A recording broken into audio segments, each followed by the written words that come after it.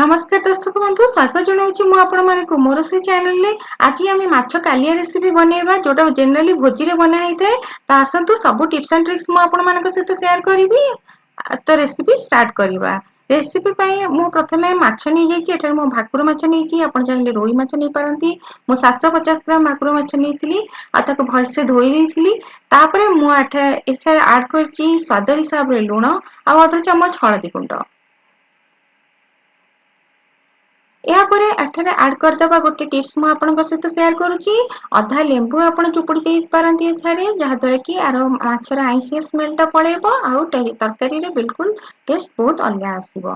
तो माछो ताको आमे मैरिनेट करदबा पूरा मैरिनेशन ने माछो को गोळेई नबा भलसे जेमति कि पूरा लूण हळदी आ लेंबू कोट हेई जिवो माछरे सबु पीसेस रे। तापरे आमे याकू रखिदबा 10-15 मिनिट पर्यंत। तापरे आमे याकू भाजिबा स्टार्ट करिबा। तो माछो भाजिया पई मु एठारे सोरिषो तेल यूज करछि। सोरिषो तेल मु एठा नेछि आपण चाहिले रिफाइन तेल मध्ये यूज करि पारंती कि माछोटा सोरिषो तेल रे टेस्ट बहुत भला आसे सेति पई मु माछो एठारे सोरिषो तेल रे भाजिछि। तो सब पीसेस गुडा को धीरे धीरे ऐड कर दे आमे एम्ति भाजी नबा माछो को।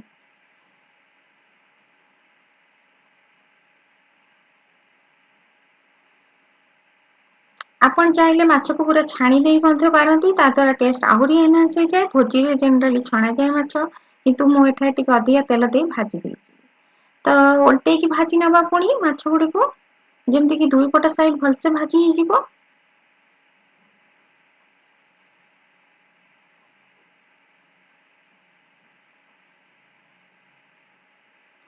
आपनको जदि रेसिपी टी भलो लागिला ताहले सब्सक्राइब करंतु मो चैनल को आउ लाइक और शेयर करिवो भूलंतु नहीं।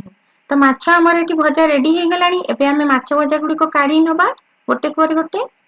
देखंतु माछ भजा रेडी हे जाईची मु आको गोटे बाउल ले काढी नेची।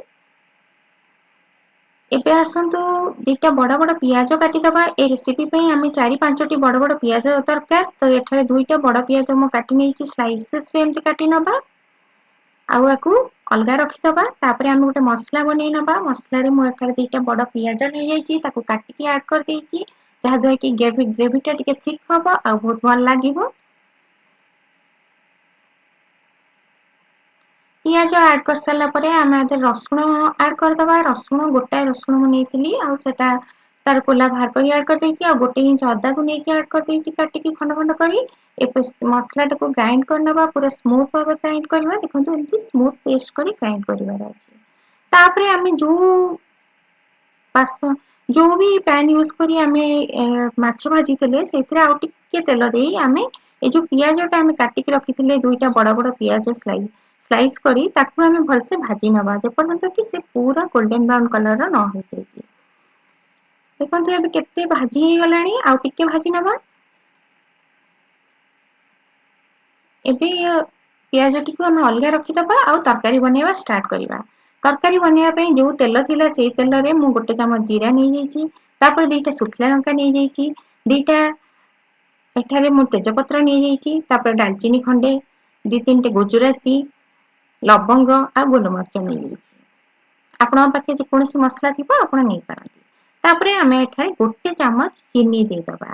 चीनी दबा ऑप्शनल आपण चाहिले दे पारंती किंबा स्किप करि पारंती किंतु जेहेतु मते कलर आनियार थिला तेणु मु चीनी देली। चीनी टिके फुरफुर फुटला परे आपण तापरे मसला ऐड कर देबे। जो मसला टा हमें बाटी थिले ताको ऐड करकी फ्लेम मीडियम फ्लेम रे रखिबा आ कंटीन्यूअस ताको भलो से कसी नबा। टिके पानी दे ऐड कर दबा से मसला रे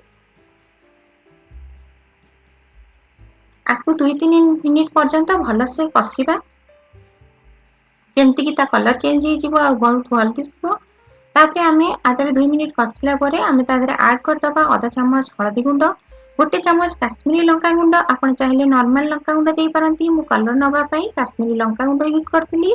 तापरे गोटे चम्मच आमे धनिया गुंड ऐड कर दबा। जीरा आमे प्रथमरु फुटेइचे तेणु जीरा गुंड मु एथारे स्किप कर देइथिली। या परे आमे आको भलो से कसी नबा जेमति देखंतु टिके टिके कसी आसलानी आ मसला रंग चेंज हे गलानी। एई स्टेज रे आमे एथारे गोटे टमाटो दे दबा आउ टिके लूण एडजस्ट करिया पई आमे तरकारी रे लूण एडजस्ट करिया पई लूण दे दबा स्वाद हिसाब रे लूण। तापरे आकु कभर करके एमती कुक हवाक दबा 2 मिनिट पर्यंत। देखो 2 मिनिट हो गलानी आ पूरा तेल छाड़ी जाइए मसला मसला रेडी हो आसलानी केते लाल लाल दिसुची मसलाटा आ परफेक्ट दिसुची। एबे आमे एथरे ऐड करिबा आधा चम्मच गरम मसला गुंड आउ आधा कप मु एठारे दही ऐड कर दही ऐड कला माने मात्रे ही आपण फ्लेम को पूरा लो कर दियंतु आ कंटीन्यूअस आकु एमती कुक करंतु जे कंटीन्यूअस ताकू एमती गोळे गोळे गोळे गोळे आपण स्टर करी चलंतु जे पर्यंत कि दही रे गोटे फुटिबा न आसे से पर्यंत आपण एटा को एमती गोळे चलंतु नहले दही फाटी जीवो आ तरकारी खराब हो जीवो। देखंतु फुटिबा स्टार्ट हेलानी एबे आमे आदरे एबे आमे आकु गोळेबा आवश्यक नाही रेडी हे गलानी दहीटा एबे आमे घोड़ेई को रखी दबा आउ गोटे 2 मिनिट पर्यंत कुक हवा को छाडी दबा जहां दहीटा पूरा सिझ जीवो। दहीटा पूरा कुक हो गलानी आउ सबू तेल गुड़ाक केमती मसला छाड़ी जाइए आपको देखा जाउथिबो एमती स्टेज रे ही आमे एटा बंद करदबा कसिबा आ गोळेई नबा आ एथरे अधा जोटा आमे बनेइथिले पियाज को भाजी की रखिथिले सेटा आमे आधरे अधा पियाज ऐड करदबा जहा द्वारा आ कलर आ टेक्सचर पूरा चेंज हो जिवो आ तरकारी पूरा भोजी स्टाइल पर लागिवो। देखंतु केमती चेंज हो गला कलर आ टेक्सचर केते भल दिसछि हबे। एबे आमे आदरे पानी ऐड करदबा मो एठारे उषुम पानी ऐड करछि आपण ठंडा पानी ऐड करंतु नाही उषुम पानी ऐड करंतु तो पानी आपण जे जो हिसाब रे ग्रेवी करिवे से हिसाब रे देबे। मो एठारे कम पानी देइछि जहा द्वारा कि ग्रेवीटा बेसी थिक हबनी कि बेसी थिन हबनी आ ताकू कुक हवा को 2-3 मिनिट पर्यंत छाड़ी देला पारे सेटा देखंतु फुटी जाइछि पूरा आ तेल पूरा साइड हो जाइछि आ तरकारी पूरा फुटी जाइछि। एबे आमे आदरे माछ को ऐड करबा टिके गोळे नबा हल्का तापरे आधरे आमे भजा माछ गुडी को ऐड कर दबा गोटी गोटी करी भजा माछ ऐड कर दबा। आपण सब स्टेप्स गुडी को फॉलो करंतु तरकारी परफेक्ट बनिबो बिल्कुल भोजी स्टाइल रो बनिबो आउ घरे ही आपण बनै एन्जॉय करि पाइबे।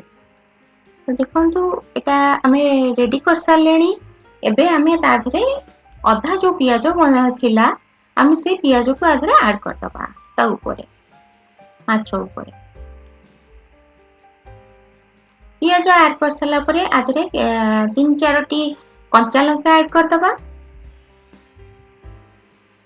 आउ तापरे ताकू कवर करिकी आमे 2 मिनिट पर्यंत कुक हवा को दबा 2 मिनिट हे सारलानी तरकारी रेडी हे सारलानी एबे मु तरकारी को बंद करि देबी आउ ता पूर्वरु मु आधरे ऐड कर देबी किछि धनिया पत्र काटी के आधरे ऐड कर दबा तापरे मु तरकारी को बंद कर दिछि। देखंतु रेडी हे गलानी टिके गरम गरम आकु भात सहित सर्व कले बहुत भल लागे आपण चाहिले आकु भात सहित किबा रोटी सहित खाइ परिबे बिल्कुल भोजी स्टाइल रो बनिछि आपण को देखा जाउथिबो केमजी हेछि तरकारीटा। तो जदि आपण को भल लागिला ताले सब्सक्राइब करंतु मो चैनल को मु आउथरे आउटे नुआ रेसिपी नै आसीबी सेते बड़ पर्यंत धन्यवाद।